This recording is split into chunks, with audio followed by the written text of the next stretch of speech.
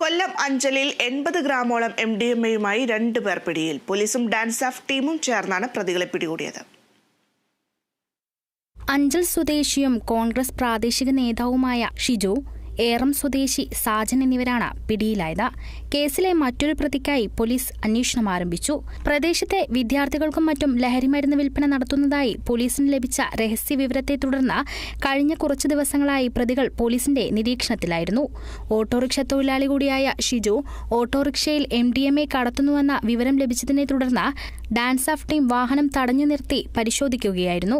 പരിശോധനയിൽ 4 gram MDMA കണ്ടെടുത്തു. Police ഷിജുവിനെ കൂടുതൽ ചോദ്യം ചെയ്തപ്പോഴാണ് സാജന്റെ വീട്ടിൽ കൂടുതൽ MDMA ഒളിപ്പിച്ചിരുന്നതായി വിവരം ലഭിച്ചത്. തുടർന്ന് നടത്തിയ പരിശോധനയിൽ സാജന്റെ വീട്ടിൽ നിന്ന് 77 ഗ്രാം MDMA കൂടി കണ്ടെത്തുകയായിരുന്നു. അയിലത്ര സ്വദേശിയായ പ്രദീപ് ബാംഗ്ലൂരിൽ നിന്നാണ് MDMA എത്തിക്കുന്നതെന്ന് പ്രതികൾ പോലീസിന് മൊഴി നൽകി. കഴിഞ്ഞ ദിവസം പ്രദീപ് എത്തിച്ച 100 ഗ്രാം MDMA-യിൽ 19 ഗ്രാം ഇരുവരും ചേർന്ന് വിറ്റിരുന്നു. ബാക്കിയുള്ളത് വിൽക്കാൻ ശ്രമിക്കുന്നതിനിടെയാണ് പിടിയിലായത്. 3 ലക്ഷത്തോളം രൂപ വില വരുന്ന MDMA-യാണ് പിടികൂടിയതെന്ന് പോലീസ് പറഞ്ഞു. കേരള വിഷൻ ന്യൂസ്, കൊല്ലം.